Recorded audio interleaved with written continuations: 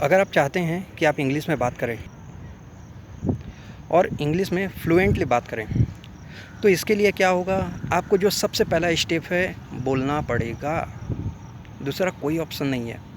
लेकिन हम लोग का क्या है ना, जब भी हम स्पीकिंग शुरुआत करते हैं तो हम लोग को फिज़िकल फियर तो किसी प्रकार का नहीं होता, मतलब शारीरिक दर्द नहीं होता, लेकिन जो मानसिक दर्द होता है वो बहुत प्रकार के होते हैं। ऐसा क्यों होता है?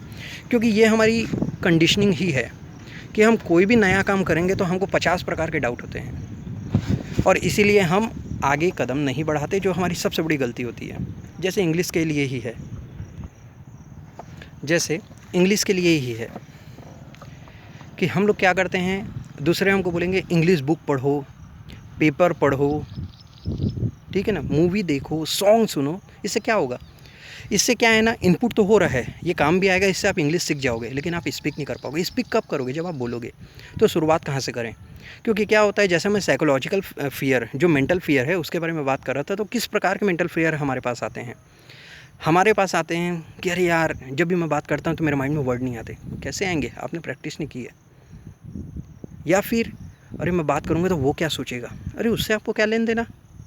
आपको खुद को इम्प्रूव करना है, ना कि दूसरे को। तो इसको आपको ही करना पड़ेगा। चलो मैं एक छोटा सा आपको हिंट देता हूँ।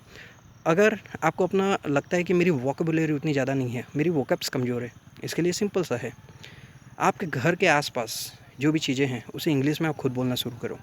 पहले आपको ही शुरुआत करनी पड़ेगी, क्योंकि कोई भी चेंजेस की शुरुआत आपसे होगी।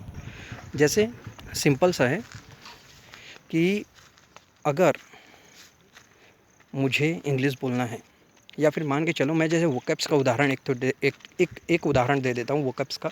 मान के चलो मैं खाना खा रहा हूँ, अब मुझे चावल चाहिए, तो मैं क्या बोलूँगा? मेरी मम्मी रहेगी या भाभी रहेगी या जो भी है, मैं उनको क्या बोलूँगा? मुझे चावल चाहिए। यहाँ ये मत बोलिए मुझे राइस दो। इंग्लिश में चावल को राइस बोलते हैं।